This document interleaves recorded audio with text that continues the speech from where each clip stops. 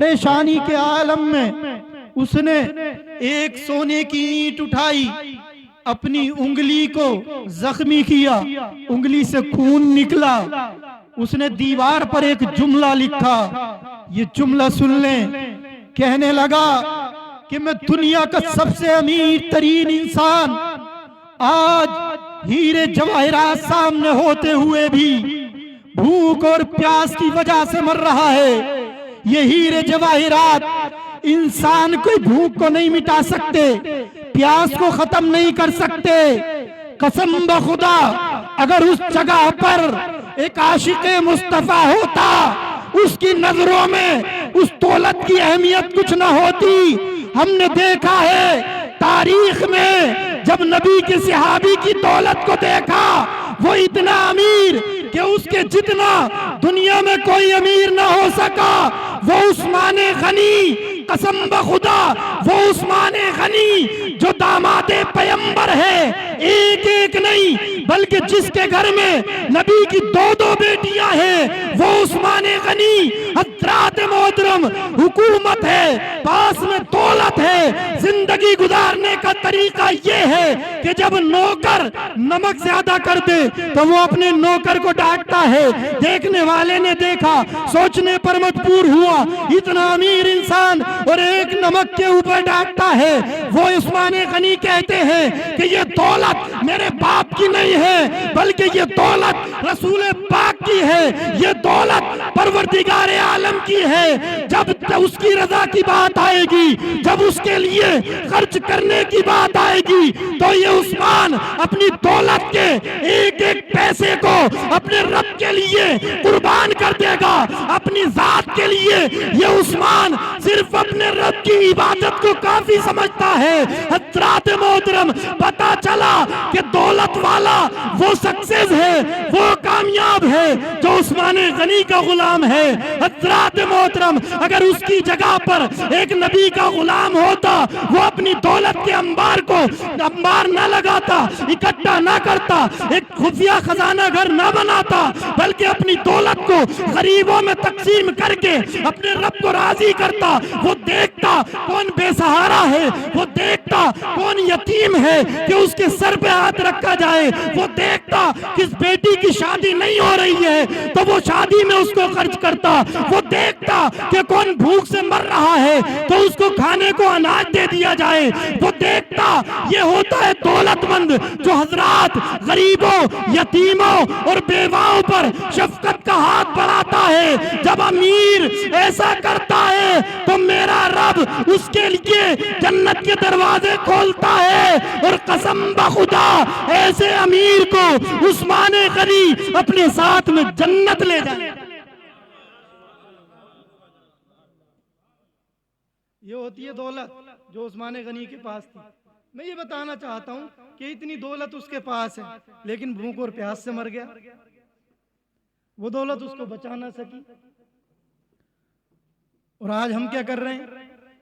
ہمارے پاس کیا ہے؟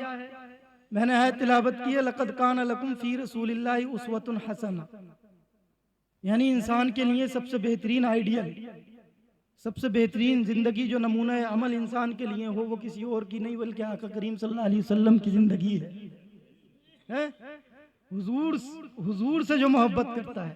آج ہم دیکھ رہے ہیں لوگ کہہ رہے ہیں کہ صاحب ہم تو مارے جا رہے ہیں، ہم تو کاٹے جا رہے ہیں، ہم تو برباد ہو گئے۔ قاری یوسف صاحب قبلہ تشریف لائے، قاری شاہنواز صاحب قبلہ سے آپ نے ناظمات، ہمارے حضرت بیٹھے شہزادہ قاری غلام نبی، اور یہ حضرت نظامت کے فرائض انجام دیں گے انشاءاللہ، بہترین شاعری سنیں گے۔ ایک اور شاعر اسلام بیٹھے ہوئے ہیں، یہ حافظ ریحان صاحب کی محبت ہے، حافظ تطہیر صاحب، رابل بھائی، یہ تمام لوگوں کی محبتیں ہیں کہ ریحان بھائی کیسے کاریگر آدمی ہے۔ ایک نظر اٹھائی اور کتنے علماء کرام تشریف لے آئے، ایک نظر، اور وہ بھی پوری نہیں اٹھائی، ایک نظر اٹھائی اور اتنے علماء تشریف لے آئے۔ حضرت خطیب اہل سنت علامہ قاری اقبال احمد صاحب قبلہ بھی تشریف لا چکے ہیں۔ شاعر اسلام مداح خیر الانام عالی جناب محب گرامی وقار بھائی عقیل صاحب بھی تشریف لے آئے ہیں، محمد عاقل صاحب شیکم پوری، یہ تمام ہستیاں آئیں۔ ایک نظر اٹھائی، اگر دونوں اٹھا دیتے تو کتنے لوگ یہاں ہوتے؟ تو یہ محبتیں ہیں حافظ ریحان صاحب سے، اور یہ علماء کرام کی آپس کی محبتیں ماشاءاللہ. اور آپ کوئی بھی جب ان علماء کو بلاتا ہے یہ تشریف لاتے ہیں، یہ ہمارے لیے دنیا میں بھی رہنمائی کرتے ہیں اور انشاءاللہ آخرت میں بھی رہنمائی فرمائیں گے. یہ علماء کی زندگیاں ہیں جو انسان کے پیدا ہونے سے لے کر کے اور قبر تک، اور قبر کے بعد بھی اگر کام میں کوئی آتا ہے تو یہ مولانا ہی آتا ہے. اور زمانے کے اندر سب سے زیادہ اگر کوئی کسی پر کرٹیسائز ہوتا ہے، کسی پر انگشت زنی کی جاتی ہے تو اس مولوی پر ہی کی جاتی ہے. فلاں مولوی صاحب نے ایسا کر دیا، فلاں مولوی صاحب نے ویسا کر دیا، فلاں مولوی صاحب نے کپڑے اچھے پہن لیے تو کہتے ہیں ارے آج لگ گئی دکھے بھائی امام صاحب طلب کے کپڑے پہننے ہو. ارے امام صاحب آج کہیں موٹا لگ گیا، آج تو دعوت تھی، کہیں اگر دعوت ہو جائے تو آج تو دعوت تھی، بہت کھایا ہوگا. تو مذاق بناتے ہیں. مذاق نہیں بنانا چاہیے، ہمیں سوچنا چاہیے. بچہ پیدا ہو تو کان میں اذان مولوی پڑھے. اچھا بچہ بڑا ہوا بسم اللہ خوانی مولوی کرائے، قرآن شریف پڑھنا مولوی سکھائے. اور بچہ بڑا ہوا تو یہ مولوی کتنے کام میں آتا ہے. اور عالم با عمل یہ ہمیشہ کام میں آئے گا، اور قیامت میں بھی کام میں آئے گا، بروز محشر بھی کام میں آئے گا. اور عالم با عمل کے ساتھ جو ٹچ ہو گیا وہ جنت میں اس کو لے کر کے چلے گا.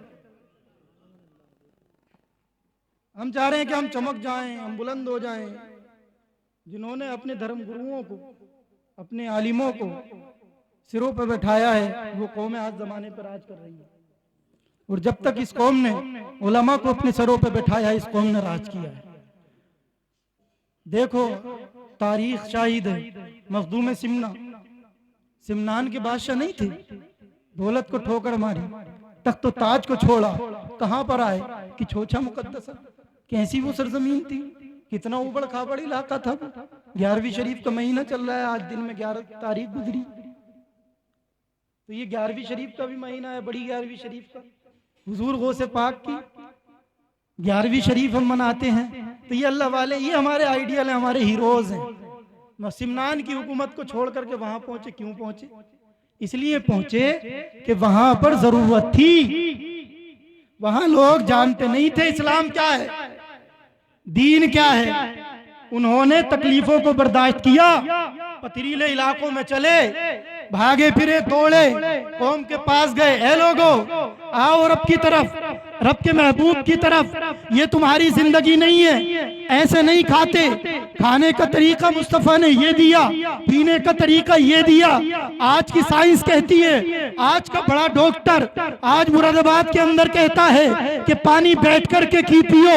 لیکن قسم بہ خدا میرے نبی نے 1450 سال پہلے اپنی امت کو پیغام دیا کہ اے میرے امتیوں، جب تم پانی پیو تو کھڑے ہو کر کے نہ پینا، ایک سانس میں نہ پینا، بلکہ بیٹھ کر کے اور چسکی لے کر کے 3 مرتبہ میں پانی پینا. جب تم ایسا کرو گے نبی کی سنت پہ عمل ہو جائے گا.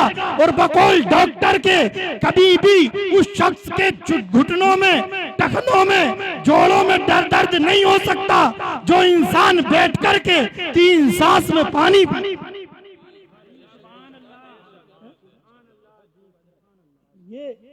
یہ میرے نبی کی زندگی ہے. تو انہوں نے بتایا لوگوں کو، لوگوں نے سنا سمجھا. فیضان آج پورے ہندوستان میں. حضور صدر اللہ فاضل قریب میں ہی ہے، مراد آباد کی سرزمین پر. صدر اللہ فاضل کے کئی بیٹے، لیکن کئی بیٹوں میں سے مراد آباد میں بڑھیا کام جامعہ نعیمیہ دارالعلوم چل رہا ہے، لوگ عزت سے نوازتے ہیں. لیکن حضور فدائے ملت جو صدر اللہ فاضل کے بیٹے ہیں کہاں پر پہنچے؟ بنگال میں، ویسٹ بنگال پہنچے. علاقہ ایسا میں وہاں گیا، اس ٹائم کا حال یہ تھا کہ وہاں کی دھول ایسی تھی کہ جب چہروں پر پڑتی تو چہرے سرخ پڑ جاتے تھے، کپڑے لال ہو جاتے، یعنی لال کلر کی ریت وہاں پر تھی. پتھریلا علاقہ، کنکریٹ کا علاقہ. آخر یہاں کیوں آئے؟ اچھی بھلی زندگی مراد آباد میں گزرتی تھی، یہاں آنے کی ضرورت کیا تھی؟ مراد آباد کا کھانا ساری جگہوں پر مشہور، ایسا کھانا نہیں ملتا آسانی سے کہیں پر، ایسا رہائش گاہ ایسی نہیں ملے گی کہیں پر. آخر ایک جھوپڑی میں، ایک ایسی جھوپڑی میں جو بانسوں کی جھوپڑی بنی ہوئی ہے، اے فدائے ملت تم وہاں پر کیوں آئے؟ پتہ چلا کہ یہاں لوگ مسلمان تو تھے، کلمہ تو پڑھتے تھے، لیکن کلمہ کسی کو یاد نہیں تھا، محمد عربی کے پیغام یہاں تک پہنچے نہیں تھے، علماء کی آمد و رفت وہاں تک پہنچے ہوئی نہیں تھی، ابھی علماء کا جانا شروع ہوا نہیں تھا، لیکن میرے صدر الفاضل نے ڈیوٹی لگا دی، بیٹا چلے جاؤ، تکلیف تمہیں ہوگی، اٹھا لینا، برداشت کر لینا، لیکن گھر گھر جانا، لوگوں سے ملنا اور جا کر کے میرے نبی کے دین کا پرچار کرنا۔ جب تم دنیا میں ان سفر کی صعوبتوں کو برداشت کرو گے، جب تم وہاں کی تکلیف کو سہ لو گے، تو جب دنیا سے تمہاری رخصتی ہوگی تو بیٹا ہمارے نانا مصطفیٰ جان رحمت آغوش رحمت میں لے لیں گے، اور یہ زندگی ہمیشہ کی نہیں ہے، بلکہ پھر تم ساری زندگی دائمی زندگی جنت میں آرام کرتے رہو۔ ہم نے تو یہی سمجھ لیا کہ ہماری تو یہی سب کچھ ہے۔ ہم جا رہے ہیں سہلون، نوجوان بھائی میرا بالوں میں کٹنگ ایسی چل رہی ہے آج کل تو کہ 4 ندیاں نکلی ہوئی ہیں، اور داڑھیوں کے عجیب حالات ہیں۔ دیکھو تو ٹوپی اگر سر پہ لگائی ہے تو فیشن کے طور پر جمعے کی نماز پڑھنے گئے تو ٹوپی لگا لی، اور اگر نماز جمعہ سے آ گئے تو 8 دن تک کی گول پہناوا دیکھو، داڑیاں دیکھو۔ کہتے ہیں مولانا صاحب آپ نہیں جانتے فلاں جگہ پر مولوی کی لنچنگ ہو گئی، فلاں جگہ پر داڑھی کی وجہ سے اس کو مار دیا گیا، فلاں جگہ پر ایسا ہوا۔ اما میاں آج تو مسلمانوں کی تعداد بہت ہے، آج جتنا مسلمان ہے 56-57 ملک مسلمانوں کے پاس، جہاں پر اسلامی ریاستیں ہیں، چھوڑو ساری ریاستوں کو، لیکن ہمارا ملک ہندوستان ہے، اور ہندوستان کے اندر اس پورے بھارت میں ایک مسلمان جس کی لنچنگ ہو جائے تو اے نوجوان تیرے اندر کیسا ایمان ہے، کیسا خوف اور کیسا ڈر ہے کہ اگر ہم اپنی پہچان دکھائیں تو باہر جانا ہوتا ہے، لنچنگ نہ ہو جائے۔ ارے تیری لنچنگ ہوگی تو یہ کہہ دیتا کہ آج ایک مسلمان کی لنچنگ ہوتی ہے تو سنو پورے بھارت کا مسلمان جو سچا نبی کا غلام ہے اب اسلامی شعائر کو اپنائے گا، چہروں پہ داڑیاں بھی رکھ کے نکلے گا، ٹوپیاں بھی رکھ کے نکلے گا۔ آؤ دیکھتے ہیں کہ تمہارے پاس کتنے تیر ہیں، تمہارے پاس کتنی گولیاں ہیں، کتنی تلواریں ہیں، یہ مسلمانوں کے سینے ہیں جو تیار ہیں۔ آؤ ہماری پہچان یہ ہے کہ ہم نبی کا کلمہ پڑھتے ہیں، نبی سے محبت کرتے ہیں، وہ اس لیے کرتے ہیں کہ ہمارے نبی نے دنیا کے اندر ایک انقلاب پیدا کیا ہے، دنیا میں امن اور شانتی پیدا کی ہے۔ شانتی کا پرتیک کوئی اور نہیں بلکہ مصطفیٰ جان رحمت صلی اللہ علیہ وسلم ہے۔ ہم انہی کے غلام ہیں اور انہی کے نقش قدم پر چل کر کے اپنی زندگی نعرہ تکبیر، نعرہ رسالت، مسلک اعلیٰ حضرت علماء اہل سنت حضرت مولانا مفتی زبیر عالم صاحب قبلہ، سبحان اللہ سبحان اللہ۔ کوئی پریشانی تو نہیں ہو رہی؟ بس بات کو جلدی ختم کر رہا ہوں۔ تو یہ آج کا مسلمان ہے جو ڈرتا ہے، لیکن ڈرنا نہیں چاہیے دنیاوی طاقتوں سے۔ ہمیں تو صرف اتنا کرنا ہے، میں یہ نہیں کہتا کہ کچھ کرنا ہے، صرف اتنا ہم کر لیں کہ ہم سچے نبی کے عاشق بن جائیں۔ ہمارے نبی نے جو کھانے کا طریقہ دیا اس طریقے کو اپنا لیں، ہمارے نبی نے جو چلنے کا طریقہ دیا ہم اس کو اپنی زندگیوں میں اتاریں، ہمارے نبی نے جو ہمیں قرینہ زندگی عطا کیا ہے، جو ہمیں طریقہ زندگی عطا کیا ہے، ہم اس کے مطابق اپنی زندگیوں کو گزاریں، اور ہم جا کر کے اپنی پیشانی کو اپنے رب کے حضور جھکا دیں۔ جب ہم اپنی پیشانی کو اپنے رب کے حضور جھکائیں گے، اپنے دلوں کو مصطفیٰ جان رحمت صلی اللہ علیہ وسلم کی بارگاہ میں جھکا دیں گے، اور ہم اسلامک ہسٹری کو پڑھیں گے، اسلام کی تاریخ کو پڑھیں گے۔ جو لوگ آج ہمارے نبی پہ کرٹیسائز کرتے ہیں، جو ہمارے نبی پر انگشت زنی کرتے ہیں، حضرات تعجب ہوتا ہے کہ آج سوشل میڈیا کی دنیا ہو یا پھر لوگوں کی زبانیں اتنی کھلتی ہیں، ایک مولانا کچھ کرتا ہے تو لوگ چوراہے پر آ کر کے فتویٰ لگاتے ہیں، سوشل میڈیا پر وہ لوگ فتویٰ لگاتے ہیں جنہوں نے قرآن کو نہیں پڑھا ہوا ہے، فتوے بازیاں ختم کر کے اگر یہ لوگ اتنا کر لیں حضرات محترم، صرف اتنا کر لیں کہ نبی کے سچے عاشق بن جائیں اور اپنے دلوں میں نبی کے اپنے اندر نبی کی زندگی کو اتار لیں اور غلام اولیاء بن جائیں، اور وہ یہ کہنے لگ جائیں کہ یقیناً اس دنیا کے اندر اگر کوئی ذات ایسی آئی ہے دنیا میں، اتنی کو پڑھیں اور زمانے کو بتائیں کہ آج جو یہ لوگ گستاخیاں کرتے ہیں ان کی زبان کو کھینچنے کے لیے ہمارے پاس تعلیم کا ہونا ضروری ہے، اور وہ تعلیم حضرات کتابوں سے آتی ہے، وہ تعلیم ہسٹری سے آتی ہے، وہ تاریخ سے آتی ہے۔ لوگوں کو بتائیں کہ ہمارے نبی نے اس دنیا کے اندر آ کر کے کوئی کام اپنی طرف سے نہیں کیا ہے، بلکہ جو اللہ نے دنیا کو پیغام دینے کے لیے ہمارے پیغمبر کو بھیجا وہ پیغام زمانے کو دیا، اور وہ پیغام دیا جس کی وجہ سے دنیا میں انقلاب۔ سبحان اللہ، ماشاءاللہ، بہت اچھا ہے۔ کھانا یہ دنیا نہیں جانتی تھی، پینا یہ دنیا نہیں جانتی تھی، چلنا یہ دنیا نہیں جانتی تھی، رہنا یہ دنیا نہیں جانتی تھی، سونا یہ دنیا نہیں جانتی تھی، ظلم و ستم کا بازار گرم تھا حضرات محترم، لڑکیوں کو زندہ درگور کر دیا جاتا، بیواؤں کو منحوس سمجھا جاتا، عورتوں کو حضرات محترم ذلت و رسوائی کی گہرے گڈھے میں ڈال دیا جاتا، مردوں میں حضرات جو غریب ہوتا اس کو اور زیادہ ستایا جاتا، جو کمزور ہوتا اس پر ظلم کیا جاتا، لوگوں کی زمینیں ہڑپ لی جاتی، لوگوں کے مال کو ہڑپ لیا جاتا۔ حضرات ذرا دیکھیں تو صحیح، ان ساری چیزوں کو روکنے والا کون تھا؟ ان حضرات محترم ان کو ختم کرنے والا کون تھا؟ اس دور میں حضرات یہاں تک ہوا، تاریخ کو ہم نے پڑھا ہے، ایک شخص نے، یہ عورتوں کو بھی چاہیے کہ یہ سچی پکی خاتون جنت کی کنیزیں بن جائیں، ذرا ہسٹری کے اور آنکھ کو یہ بھی پلٹیں اور دیکھیں کہ ایک شخص نے اپنی ایک بیٹی کو، اپنی شہزادی کو اٹھایا، گلے سے لگایا، چلنا شروع کر دیا، اور چلتے چلتے گڈھا کھود جنگل میں پہنچا، گڑھا کھودا، اور گڑھا کھودنے کے بعد میں، اور وہ بیٹی دیکھو اللہ اکبر، یہ بیٹیاں بڑی محبت کرتی ہیں اپنے باپوں سے، بہت پیار کرتی ہیں اپنے باپوں سے۔ آج زمانے میں ایک مثال دی جاتی ہے کہ اے لوگوں، اگر بیٹیاں اپنے باپ اپنی بیٹیوں کے ساتھ رہنے لگیں، مائیں اپنی بیٹیوں کے پاس رہنے لگیں، تو یہ بیٹیاں ان کی بڑی خدمت کریں گی، ان کو پریشانی نہیں ہونے دیں گی۔ یہ سسرال سے آ کر کے اپنے ماں باپ کی جو ہے جناب والا قدر و عزت کرتی ہیں، لیکن حضرات یہی تو وہ بیٹیاں ہیں جو بہو بن کر کے دوسرے گھر میں جاتی ہیں۔ ذرا توجہ کرنا میری اس بات پر، یہی تو بیٹیاں ہیں جو حضرات شادی ہو کر کے دوسرے گھروں میں جاتی ہیں۔ میں یہ کہتا ہوں اگر تو اپنے ماں باپ کو اس محبت کی نظر سے دیکھتی ہے ہماری قوم کی بیٹی، تو وہی بیٹی جب سسرال پہنچتی ہے تو اس کے سامنے ایک ساس ہوتی ہے، ایک سسر ہوتا ہے۔ اگر وہ اس ساس سسر کو اپنے ماں باپ کی نظروں سے دیکھنے لگے، اگر وہ دیکھنے لگے کہ میری ساس میری ماں ہے، وہ یہ پہچان لے کہ میرا سسر میرا باپ ہے، تو حضرات محترم کوئی ماں باپ آج در در کی ٹھوکر نہیں کھائے گا، بلکہ سارے بوڑھے اور بوڑھیاں خوشی سے اپنی زندگی کو گزاریں گے۔ ان کو وہ درجہ دے دیا جائے تو درجہ اپنے ماں باپ کو دیا جائے۔ نعرے تکبیر، نعرے رسالت، مسلک اعلیٰ حضرت، نعرے غوثیت۔ میرا باپ میاں کا باپ میاں کا باپ، اس سے علیحدگی کی بات ہے۔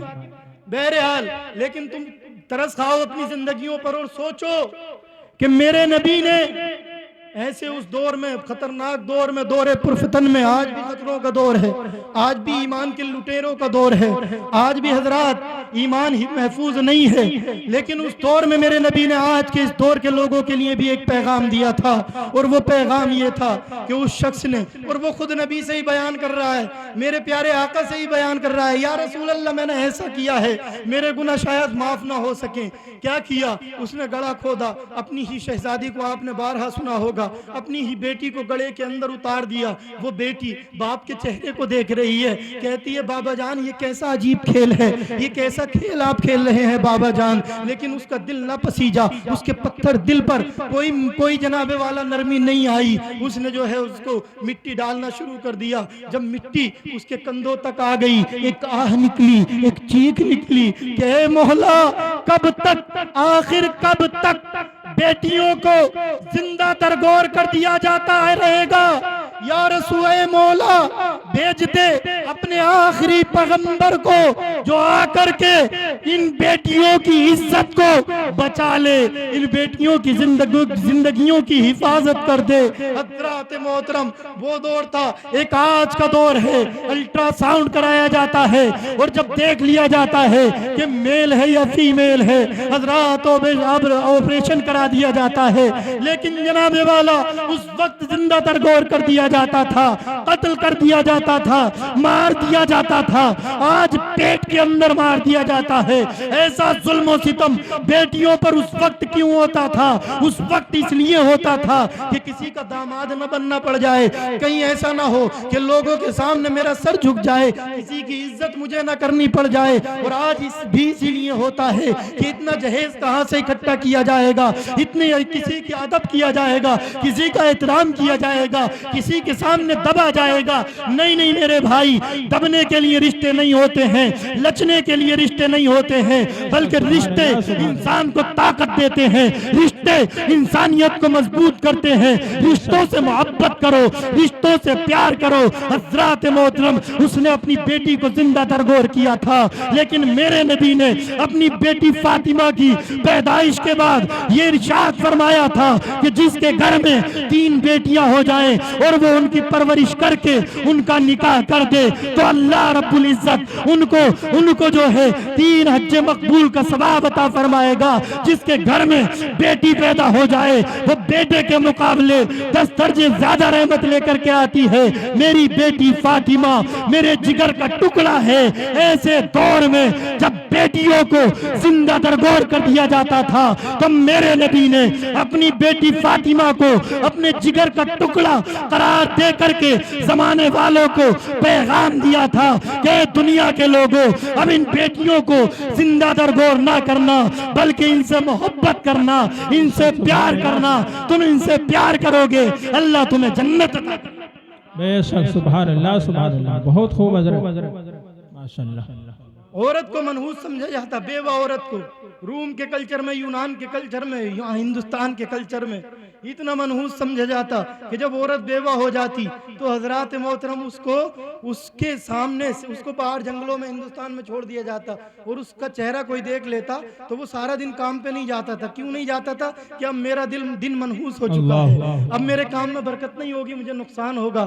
اللہ اکبر، ایسے لوگوں کی رسمیں تھیں، ایسا دور تھا۔ لیکن جناب والا 25 سال کے کوارے نبی نے حضرات 40 سال کی سیدہ خدیجہ الکبریٰ سے نکاح فرما کر کے زمانے کو پیغام دیا تھا کہ دنیا کے لوگوں، یہ بیوائیں منحوس نہیں ہیں، یہ نحوست ان کے ذریعے نہیں آتی، بلکہ ان سے محبت کرنا، اپنے سینے سے لگانا، ان سے پیار کرنا، ان کو نحوست کی وجہ مت سمجھنا، بلکہ یہ بھی اسی سماج کے اندر عزت اور وقار کی زندگی جیئیں گی۔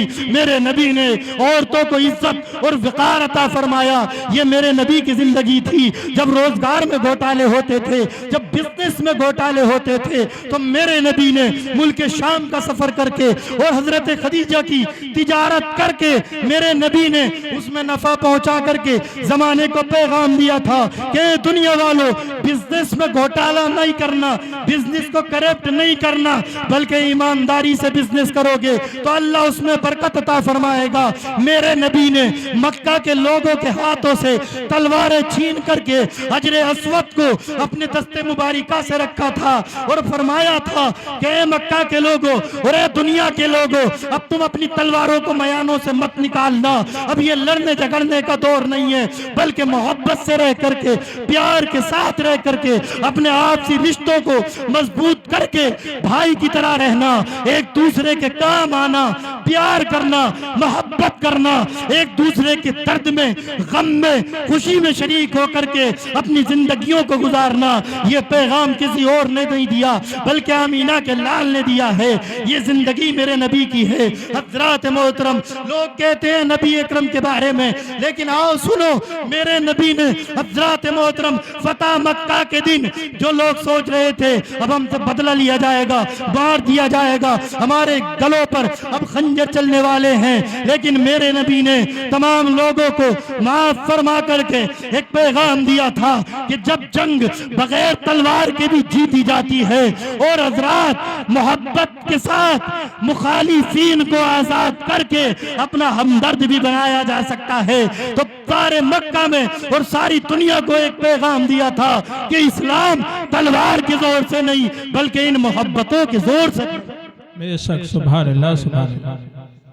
بڑے چھوٹ میں نے یہ ساری باتیں بیان کی ہیں اور آخر میں یہی عرض کرنا چاہتا ہوں، اس کا لب لباب یہی ہے کہ میرے بھائیوں نبی کی زندگی کو پڑھو اور دیکھو یہ ہماری زندگی نہیں ہے کہ ہم بالوں میں ندیاں نکلوائیں، یہ ہماری زندگی نہیں ہے ٹائٹ پینٹ پہن کر کے سارا دن چوراہوں پہ گزار دیں، یہ ہمارا شیوہ نہیں ہے، ایک مومن کا شیوہ نہیں ہے کہ مسجد میں اذان ہو جائے اور ہم نماز کے لیے نہ جائیں، یہ ایک مومن کا شیوہ نہیں ہے، یہ قطعی جنت میں لے جانے والا عمل نہیں ہے کہ ہماری زبانوں سے جھوٹ نکلے۔ نعرہ تکبیر، نعرہ رسالت، مسلک اعلیٰ حضرت علماء اہل سنت حضرت مولانا عبداللہ صاحب قبلہ، شاعر اہل سنت عاقل رضا صاحب قبلہ۔ سبحان اللہ سبحان اللہ۔